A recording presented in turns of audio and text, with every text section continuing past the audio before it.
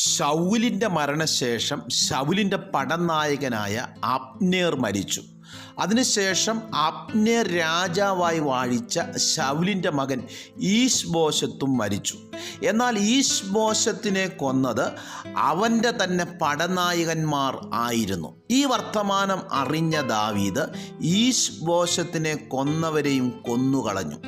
ശൗലിൻ്റെയും ഈശ്ബോശത്തിൻ്റെയും കൂടെ നടന്നവർ കാലുമാറി അവരെ ചതിച്ച് ഒരു സുപ്രഭാതത്തിൽ ദാവീദിൻ്റെ കൂടെ കൂടുവാൻ വന്നപ്പോൾ അവരെ തിരിച്ചറിഞ്ഞ് ചിരച്ഛേദം ചെയ്യുന്ന ഒരു ദാവീദിനെയാണ് ഇവിടെ കാണുന്നത്.